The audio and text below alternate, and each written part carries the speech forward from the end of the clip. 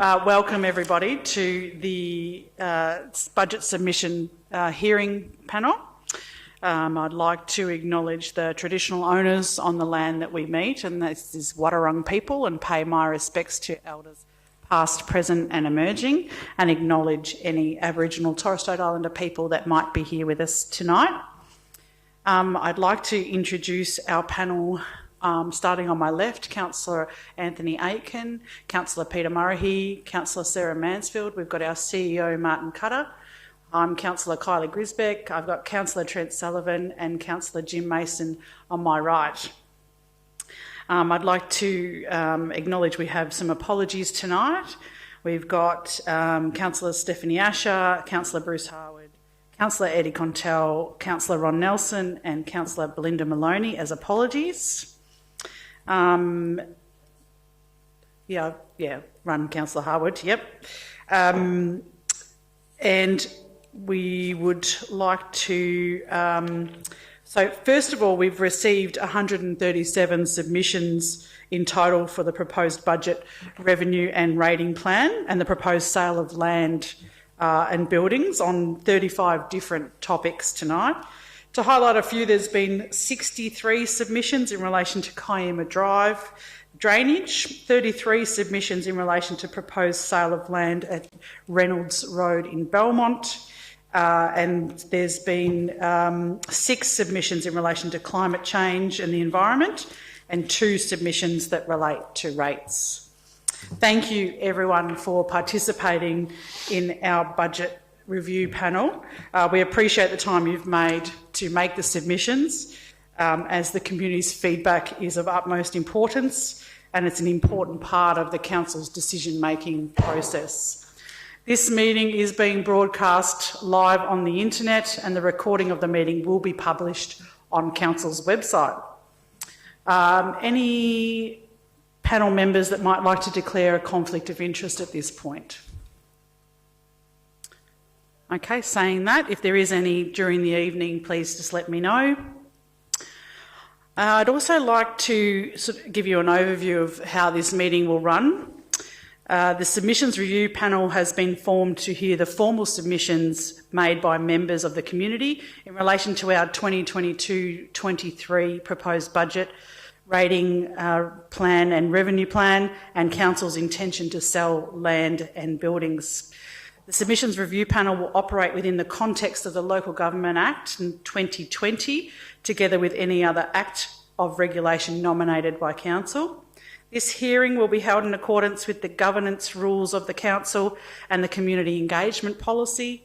And please note that only submitters who have indicated in their written submission will be heard tonight to make the verbal submission. I'd like to advise all submitters that this is a hearing. It's not a debate or a question and answer session, so we are here to listen to you. Shortly you'll be called to address the panel and speak to your submission. We do have a 3-minute allocation to talk to your submission. We do have quite a few to get through tonight. At the end of the session, the review panel will convene to consider all of the submissions we've received and the information that you have provided to us today. The panel will then develop a report for Council prior to the adoption of the budget, and that report will be considered at the 28th of June Council meeting.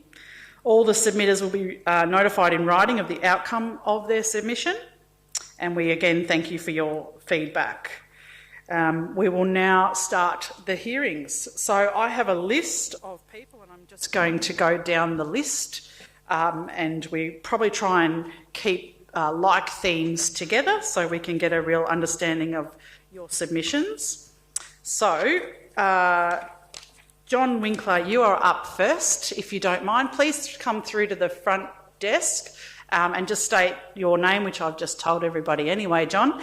And then feel free, we've got a timer which will go off and I'll just ask you to wrap up at that point. Thanks, John. Sorry, can you hear me? Yes. Yep. Okay, so my name is John Winkler and I live in Kyama Drive in Lara, and I'm also here speaking on behalf of a number of my neighbours. My submission is in relation to the Kyama Drive drainage upgrade and includes 3 points. First, the request is to bring the upgrade forward to 2022-23, not further delayed until 2025-26 has been proposed. Second point, to ensure the upgrade will be sufficient to enable revocation of the flood overlay. And the third point is no special charge scheme. It was in 1983 we had our first flood, and it was our first promise from Council to fix the drainage. Over the 39 years since, there have been further floods, ongoing promises to fix, and we've had a total of 5 flood studies, all reconfirming the same need. In 2010, Council committed in writing to upgrade the drainage, bought land for the works at 71 McClelland Avenue, produced detailed plans and allocated $6.5 million in the budget to commence construction in 2013-14. Deja vu. It didn't happen. Along the way, the money disappeared into other priorities, and we've remained at the highest level of risk because the water that pools in the Kyama Drive area against the raised McClelland Avenue, and that won't be lowered because of the increased flooding risk that it will present to residents downstream. So here in the pond, we've been taking it for the team. We've been lucky though, since then, due to the extended drought. However, that's now over and the clock's ticking. Some personal insights. For at least part of my life, I'd like to be able to travel and relax, not having to worry about the weather home and having my eyes glued to the bomb radar. I'd like to be comfortable travelling further than distances that I can rush home in an emergency again if I need to.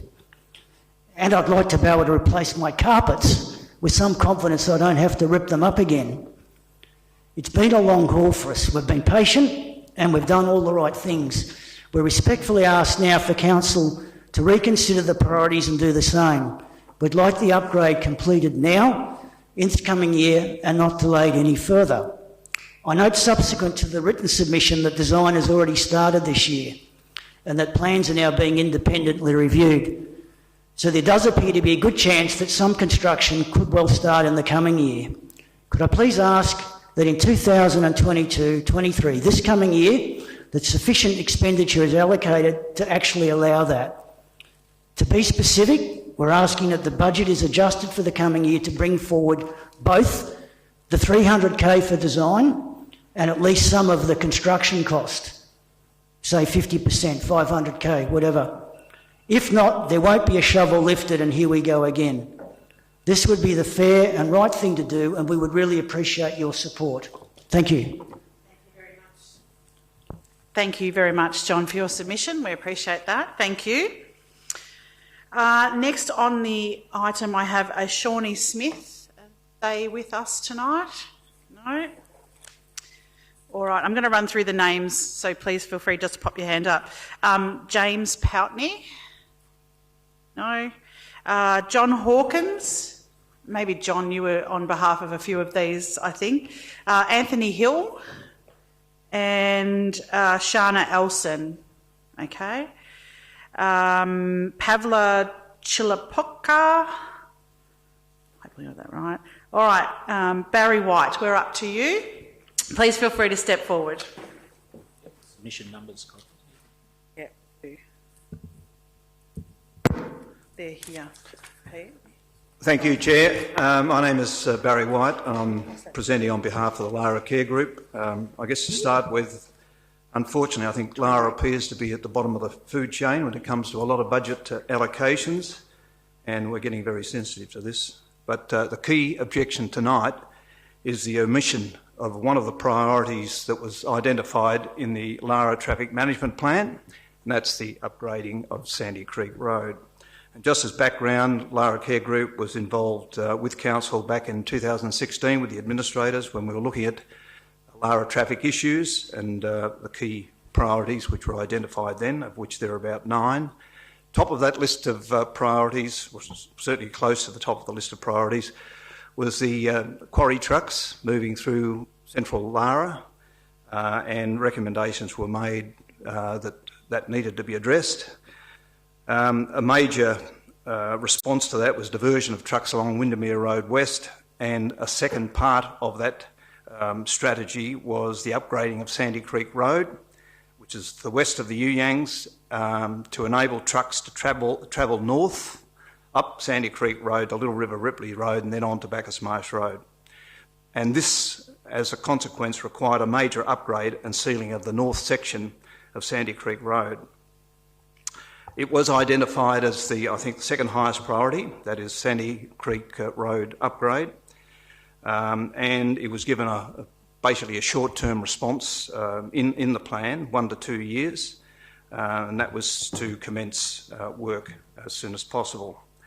And we noted at the time that the proposal to divert traffic down Windermere Road west would only temporarily overcome the problem because of the increase in traffic to the jail and also the new residential developments to the west. So, in effect, if the second part of the strategy, which was the Sandy Creek Road development, wasn't implemented, we would just transfer the problem to another part of Lara.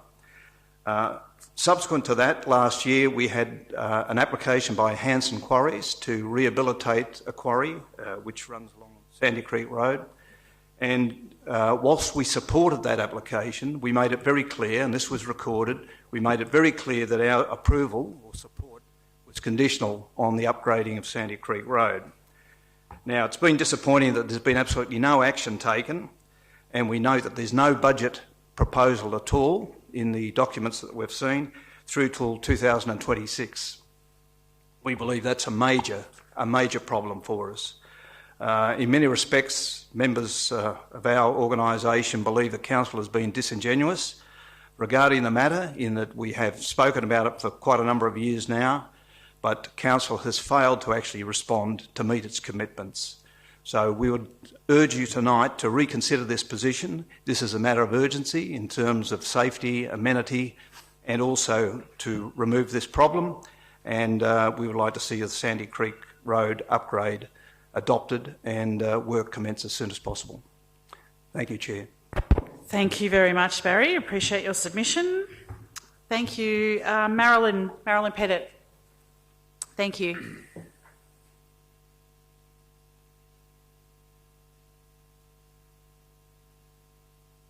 Good evening, councillors, and thank you for the opportunity to speak to you this evening. Now, Barry has mentioned quite a few things that I had in my submission. You know, I know time's tight, and we all rather be home having a wine by the fire. So, if I can just say to you, we've been in residence as owners of Woolloomoonata Station, which has a long frontage to Sandy Creek Road, for over 30 years.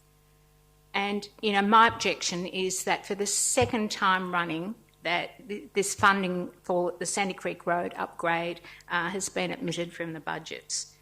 As Barry said, the upgrade was accepted by Council as short-term high priority in December 2019, when the Council approved and subsequently adopted the Lara Traffic Plan.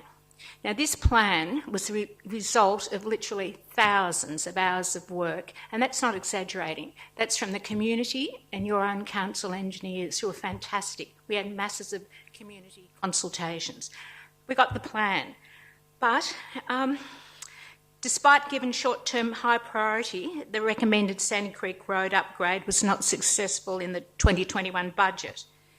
Now, there are councillors here tonight who are present at the Zoom Planning Committee meeting on the 3rd of June, and, you know, Barry's sort of, you know, gone and explained.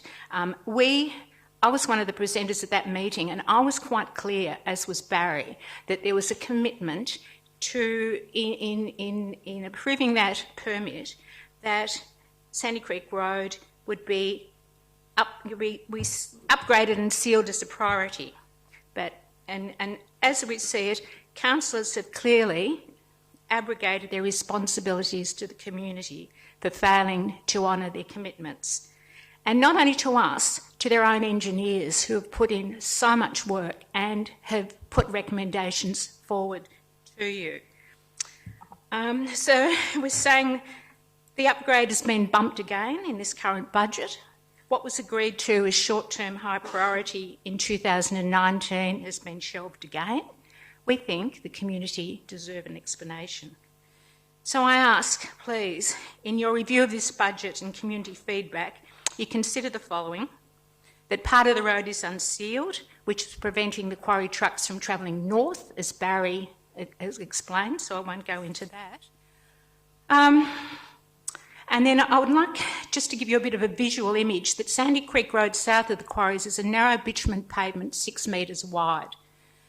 The width of the 60-tonne quarry trucks is 2.5 metres, so the passing gap between two trucks on the bitumen is 1 metre, excluding mirrors. And that's a passing speed if you've got two trucks obeying the speed limit at 80 k's, which they don't. That's, a passing limit of 160. Okay, so I'll go on. The narrow gap forces passing traffic onto the verge and destroys the edge of the bitumen, and the resultant potholes along the length of the road are enlarged by the pounding of traffic until they're up to 15 centimetres deep with sharp edges and extend up to 1 metre towards the centre of the road. And these potholes and the slabs of broken bitumen plug up with potential killers. Now, the road carries hundreds of heavy vehicle movements a day, along with commuters to the Ford Proving Ground, tourist buses and local traffic. It runs through the Yuyangs Recreational and Tourist Precinct. It's used by international film crews on a regular basis. Now, I'm nearly finished. I use this road nearly every day and I'm a witness to the dangers, and they are, I assure you, they are frightening. So I demand councillors give serious consideration to this objection, honour their commitments, find funding for the Sandy Creek Road upgrade in this current budget before there is a serious accident.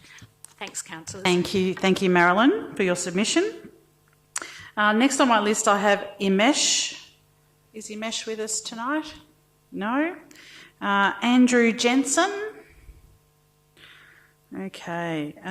Richard Walsh. There you go. Welcome.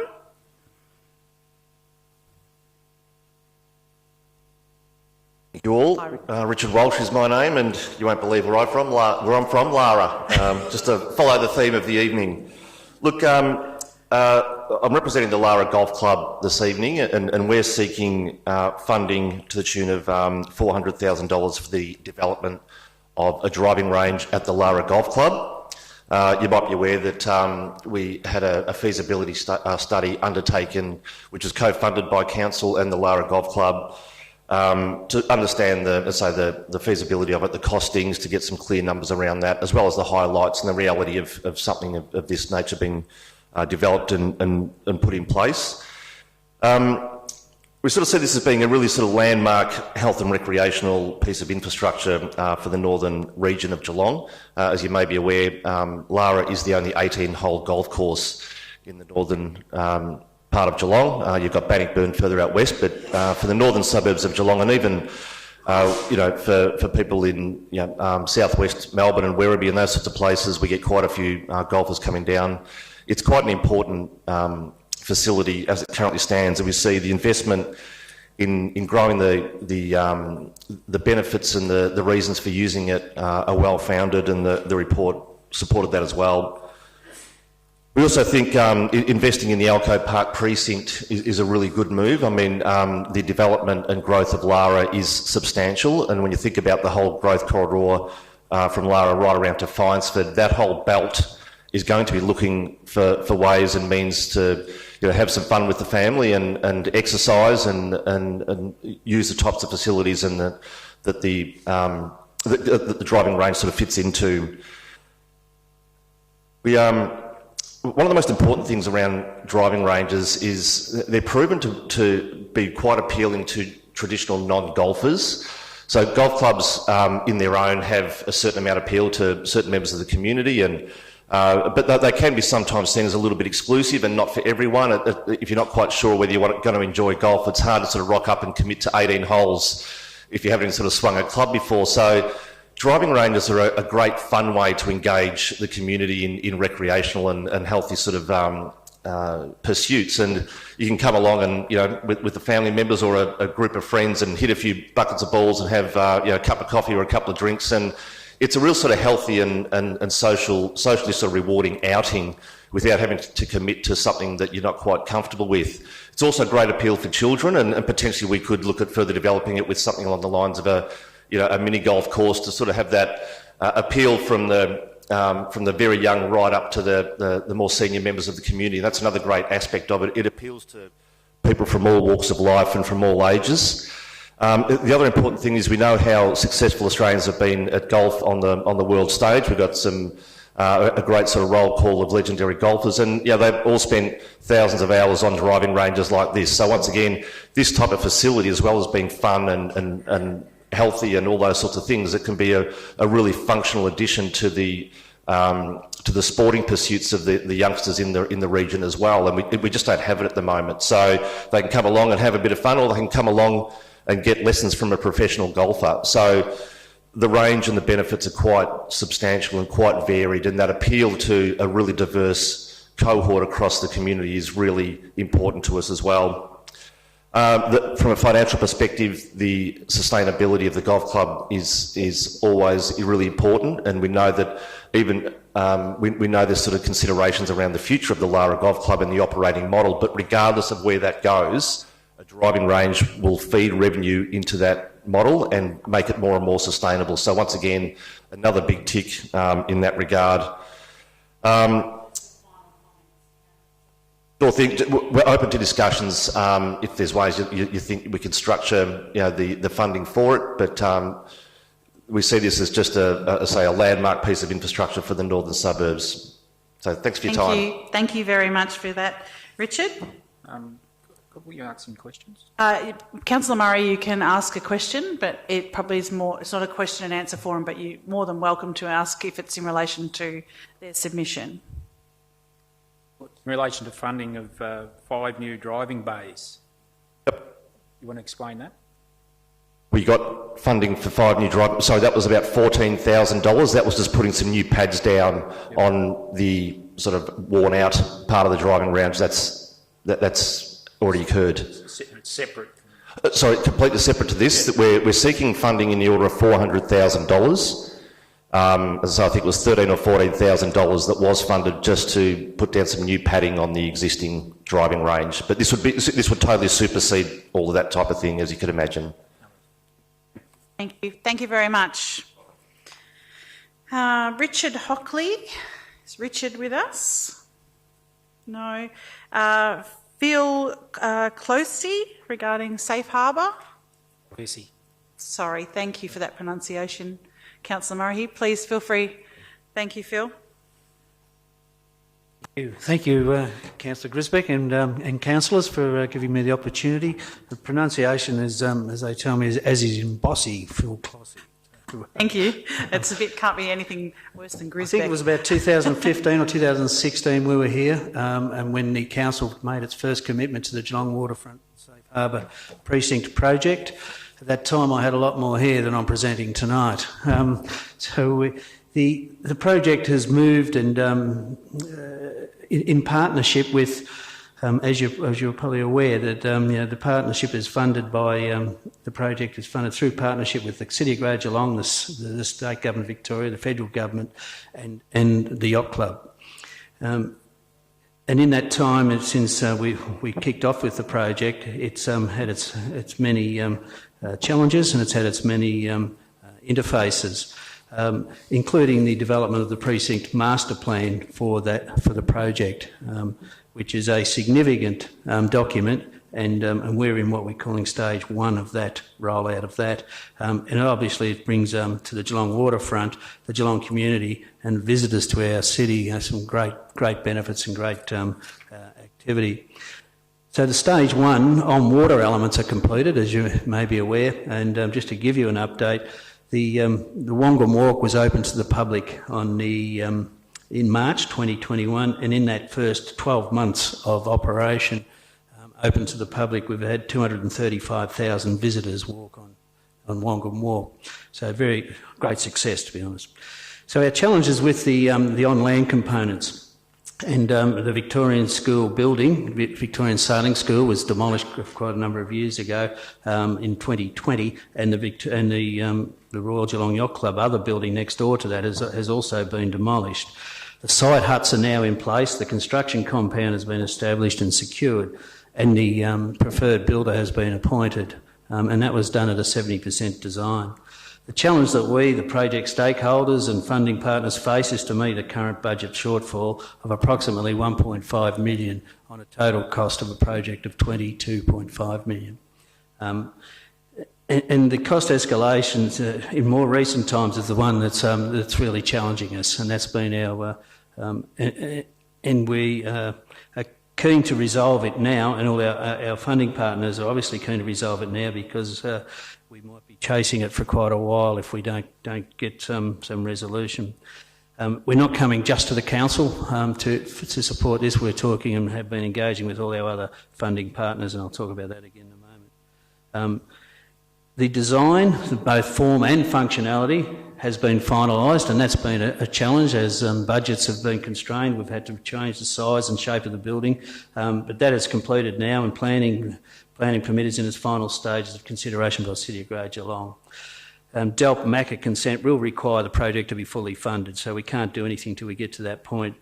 The current position that we find that in chasing the $1.5 million, the Lloyd Group, who is the preferred, the appointed builder, will hold that price for a month, which is to mid-July, and then we'll increase that price by an estimated 1.5% compounding per month thereafter.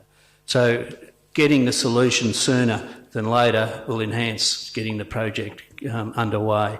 And there's no doubt that the council and council officers that we work with and the project control group, the Victorian School Building Authority and the State Government of Victoria are really keen to get construction started, and they've made that known to us in no uncertain terms. Bill, do you want to give us your sort of closing statement and such? Yep. So the club itself put in an additional 1.5 million from our original, 1.75 million, I beg your pardon, from our original contribution of 3 million. And so what we're looking for is a council to be the first organisation or support partner to blink in terms of helping us get to getting the other 1.5. And we know the conversation's been really positive. We just need this funding, and we've said in our submission, as you probably noticed, that it can be extended over 2 financial years if needed. Thank you very much. Councillor Aiken, you had a question? Yeah, through the chair, Phil, council's actually experienced this ourselves in terms of and the broader communities as well too, in terms of the input escalations in supply and labour.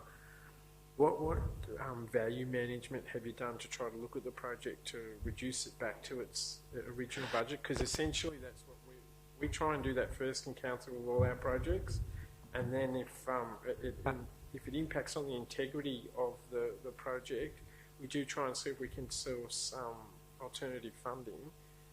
Have you? I mean, a project that has a $22 million budget is much easier to try to have a look at value managing as opposed to a project that's got a value of $1 million.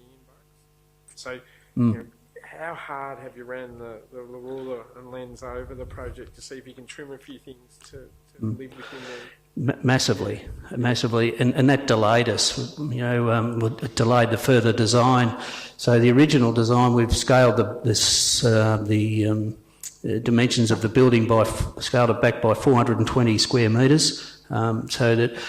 And then there's been some other further value management done more recently with the builders, which has peeled another $200,000 out. We're trying to get, we've got some issues around steel versus aluminium, and there is a saving to be made if we can get to that point. We've got to the point now, after many, many months of value management exercises and reviews of designs, that to change it further and scale it back further would seriously reduce the functionality and of the building, both in the immediate but also in the longer term, bearing in mind that the school, the Victorian Sailing School, has its individual needs, and with child safety we've got some limitations about what spaces we have. So we've given it a fair crack, and we're continuing to do that, and we've been, even today we cracked that whip again. Have you looked at this? Can you reduce that? So there's been a lot of work done in that area. Thank you, Phil. Thank you, Councillor Aiken. Thank you very much for your submission. Thank you very much for the opportunity. Thanks. Vanessa Whittam. Vanessa, please feel free to come forward. Welcome. Good evening, councillors. I represent Cool Geelong, and and we are concerned with the urban forest in Geelong.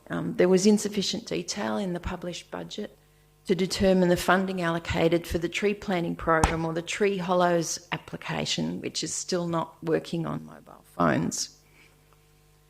The important points in our submission are, although City of Greater Geelong has an urban forest strategy, it is not incorporated into the planning scheme as a reference document. So that means VCAT tribunals cannot refer to it as evidence. The benefits of the Geelong urban forest are included in the strategy and in my submission, in our submission. The urban forest strategy states council ambition is to increase the urban canopy coverage from the current 14% to 25% by 2045, but the council's actions do not support that. As stated in answer to a question at the last council meeting, the net gain in trees from council's tree planting program is only 1,500 per year. In Highton, total council tree planting between 2015 and 2021 was 120. In the same period, in only 9 development applications, the number of trees to be removed was more than 402. In addition to that, there are also trees removed before a development application or a subdivision application are even submitted. Therefore, based on the sample of Highton, one could deduce that the tree cover in the city is decreasing, not increasing. In addition, it is not fair to expect individual neighbourhood groups to shoulder the expense and time of fighting applications in VCAT when the certainty could be provided to developers in the planning scheme. We don't want to limit development because densification reduces the environmental costs of cities, but we do want sensible tree management so that unnecessary tree removal is prevented. The remedy for this is in the council's hands. VCAT can only follow the provisions of the planning scheme. It must be council that changes the planning scheme. Many other councils have tree preservation laws and planning scheme provisions. In fact, one of our members, a lawyer, has compared the provisions of various city councils around the state and could advise you on the wording they use. We understand that the process will take some time and include a public consultation process. In addition, we would offer to save the council time and funds by providing a draft of suggested provisions. We implore you to allocate budget for at least the commencement of this process, and you can be assured that we will be raising this as an issue at the next council election, ascertaining the councillors' positions and publicising how to vote. I'll just repeat the 5 requests in our submission. 1, fund preparation work to identify changes to the Greater Geelong Planning Scheme to provide tree protection to all trees of a height greater than 5 metres on private property in urban areas. 2, development of significant tree register for Greater Geelong, similar to the Hollow Tree Register. We have been given costings of $100,000 for a staff member and $100,000 for programming, community engagement, marketing and promotion. 3, increase funding for tree planting in the top 10 heat vulnerable suburbs. 4, provide funding for marketing and promotion of the street tree request facility. And 5, provide additional funding for the street tree planting program. Thank you very much. Thank you for your submission. Kruno Majek, please feel free to come forward. Welcome. Hi. Thank you. My name's Kruno Majeric from North Geelong Warriors Football Club. North Geelong Warriors Football Club is located at 15 Gibbons Road in Lara. It's part of the Elko Park precinct, and it operates from privately owned land. The club relocated in 1987 when a request was put into Shire of Corio for some club rooms at Hume Reserve, and the solution was to move out to Elko Park, which at that stage was just some vacant land. And in that time, the club's built 3 playing pitches, club rooms, change rooms, kitchen and bar. In order to operate in terms of the club pays all of its own water bills, rates, insurance, maintenance, pitch mowing, all the games infrastructure. So to open the doors, it costs the club more than $150,000 per annum. It's offering a community service. Our budget submission is for $50,000 to cover the cost of watering the playing pitches, and so council pays all of this for clubs that are located on council-owned facilities, whereas the club has to pay for this all by itself. So since relocating 35 years ago, that cost of $150,000 per year has been a saving of $5.25 million to the community, as well as the construction of the club rooms and pitches, which has been another cost of $3.5 million. So the club's invested over $8.75 million out at Elko Park and continues to do so. So we think that our request of $50,000 is fair and reasonable. There was a second submission that I made as well, which was for $2.5 million, which is to cover the cost of stage 3 of our master plan. So the club's developed a master plan for the facility because there's no present master plan for the Elko Park precinct, which includes more than just the soccer club. It's the pony club, the dog club and the golf club as well. We think that that also needs to be funded separately to what we're doing, but that is to cover the cost of the stage 3 works, which is refurbishing the club rooms, new roof, rebuilding the pitches, including the drainage required. The club's being promoted to NPL 1 next year based on its current results, and there's certain infrastructure upgrades that need to occur to play at NPL 1. There's quite a bit of car parking and beautification works that should happen out at that site. It's what's presented to a lot of soccer families. It's what they see. It's the first thing they see when they arrive and when they leave. So if anyone's been out there, you'll understand why that money's needed. Thank you, Carino. Councillor Aiken, you had a question? Kuna, I know the answer to this question, but other councillors may not. You made the statement that it's privately owned land, but I think it is appropriate to expand on that.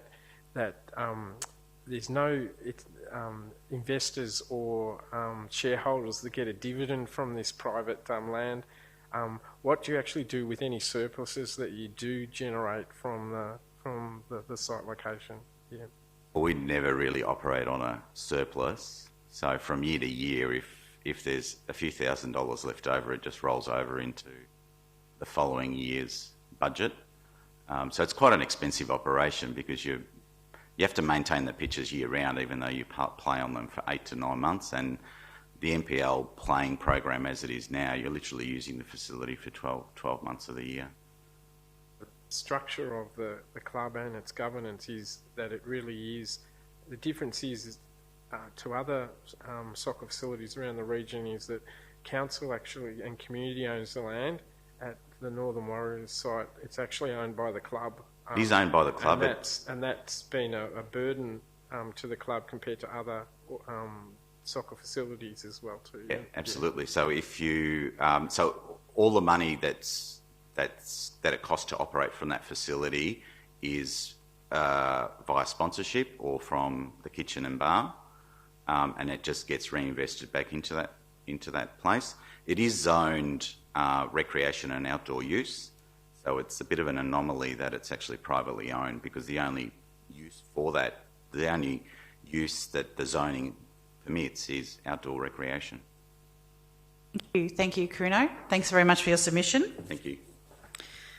The next submission I had on my list is from Jim Demetrius, but I think Jim is an apology, and Jim requested, if possible, for me just to quickly read his blurb, if that's okay.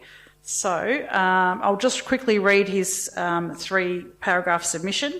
Since 1993, the relativity of differentials for the commercial and industrial sectors in Geelong has increased 1.61 to 2.39 times for commercial and 2.54 for industrial rates times residential rates.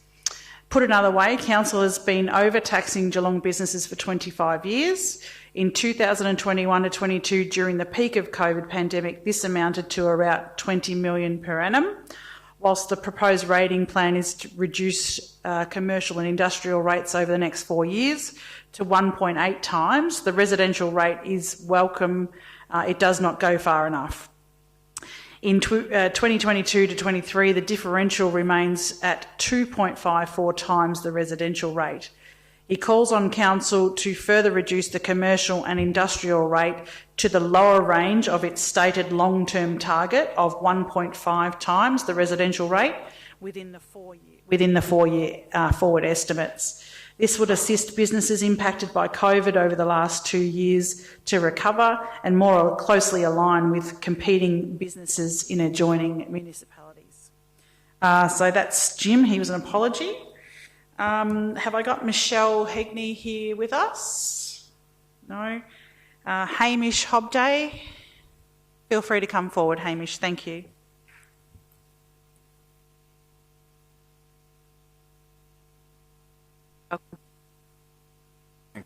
Thanks, councillors. So I'm Hamish Hobday. I'm here to represent Genu about the sale of 17 Reynolds Road in Belmont. We're the neighbouring facility at 22 Reynolds Road, Belmont. Obviously, Genu is a long-standing not-for-profit in the Barwon region, obviously coming from Kooringal and St Lawrence, providing many services to the Geelong community, from disability support programs, training programs, specialist disability accommodation, individual support services, social and low-income housing. Now, our main support hub is located at 22 Reynolds Road, and there's a lot of health businesses that have moved to the area. There's obviously the long-standing maternal health centre that's located in the existing facility that is proposed for sale, along with the 10-pin bowling club, but it's the car park that concerns us. If you go out there on a daily basis, not just our facility, but many other facilities, the car park is full, and I would envisage 150 to 200 cars. It's primarily a residential zone. We've got 2 schools in the area as well. So the concern we have is, where are those cars going to go if the land is put up for sale? Is there a provision, or has there been any studies to maybe allow for a portion of the land not to be sold and to be allowed for parking? Because those cars will have to end up in the residential streets around the area, which aren't very wide. And also our programs, we have a number of needs. Our clients need to be close. A number of our programs are run from our support hub. Our support hub holds 280 people individually, just through our workforce. But then we have our programs, so they need to be able to park close to our facility, given the special needs that they do have. So the main point I'd like to get across is how the consideration for future parking, not just for our needs. Obviously the maternal health centre, which there was a provision for that to remain in the sale, but there's the Barwon Health, which has relocated a large services in the area. You've got the school, which will continue obviously to operate. So just really the provision for car parking is our key concern. Thank you very much, Hamish. Thank you for your submission. Jonathan Ryan, I think, is an apology. Oh, sorry, Councillor Murray. Just in relation to the officer's response on that one. We can look at that after, if you like, Councillor Murray. I do have some pictures here if you want to look at the Reynolds Road site. Did you have a question for Hamish, or? Hamish's question is perhaps answered in the officer's response, that's all. Yeah, that response is just for our purposes at this point until we make a decision, Councillor Murray. Thank you. Jacinta Bowling. Jacinta, are you here? Come forward. Thank you.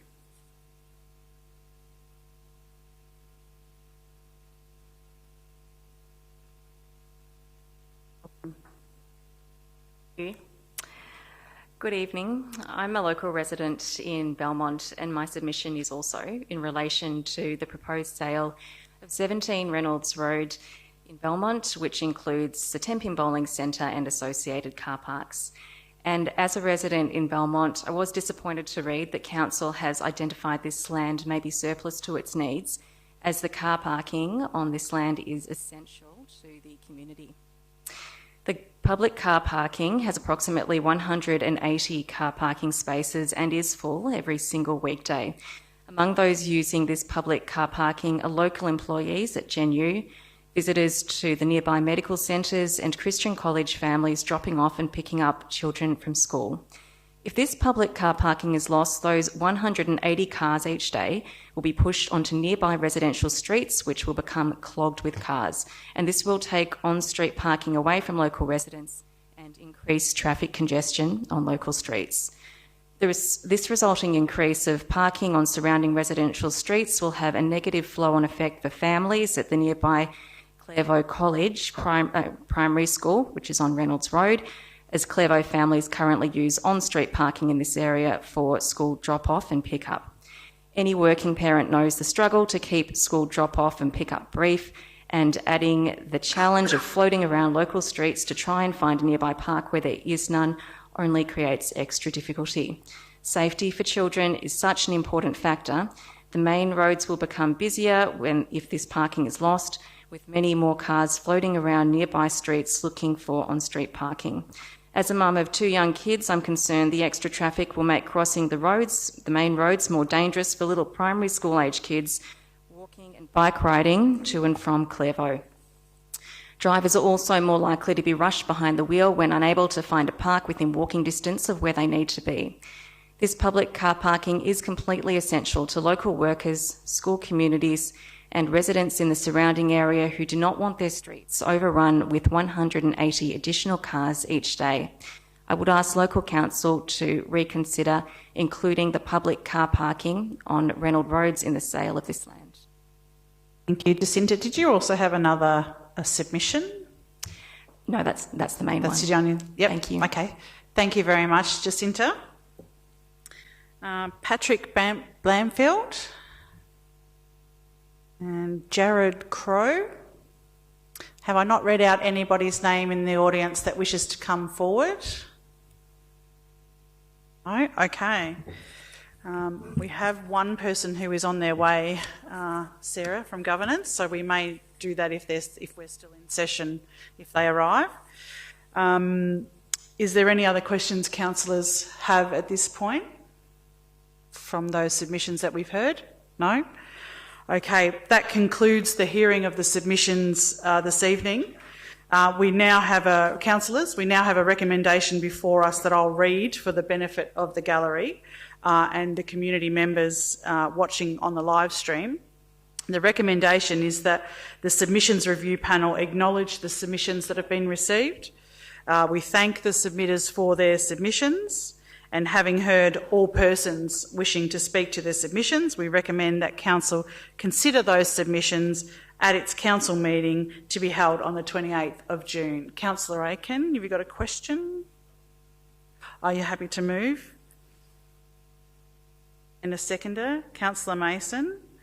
Any questions, councillors? All agree? All carried?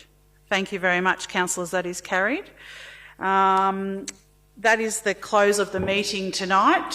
Thank you for your time today. The panel will now, panel meeting is now closed. And if you've got any further questions of the officers, there is also about the process. You can get in touch with us via the website or in touch with councillors direct. Thank you everybody for attending. We appreciate your time, and you will have a response to your submissions post the budget adoption in June. Thank you very much.